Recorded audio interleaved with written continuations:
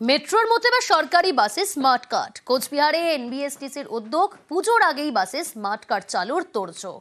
আর জলপাইগুড়িতে সম্প্রীতির সফর, এক বাসে চেপে যাওয়া যাচ্ছে মন্দির, মসজিদ, গির্জায়।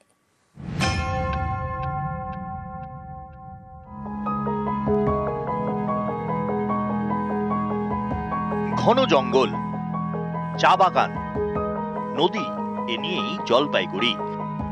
মাঝে মাঝে নীল দিগন্তে উঁকি দেয় কাঞ্চন রেখা। এই জেলা যেমন প্রকৃতির, তেমনি সব ধর্মের। জলপাইগুড়িতে রয়েছে মন্দির, মসজিদ, গির্জা। সব ধর্মের মানুষ এক বাসে চেপে এইসব ধর্মীয় জায়গায় যেতে পারবেন। জলপাইগুড়ি জেলা প্রশাসনের উদ্যোগে চালু হয়েছে সম্প্রীতির ভ্রমণ। প্রতি রবিবার বাস ছাড়বে জলপাইগুড়ি শহরের এনবিএসটিসির স্ট্যান্ড থেকে।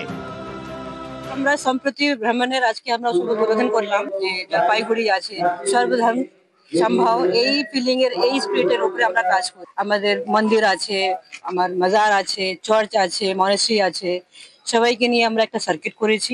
নেক্সট উইক থেকে it will be open for general public, tourist and communal harmony. আমাদের ব্যবসায়ীদের বিশেষ করে উপকার হবে।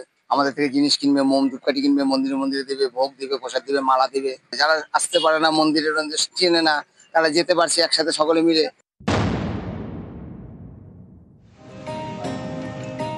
মেট্রোর মতো এবার বাসেও স্মার্ট কার্ড।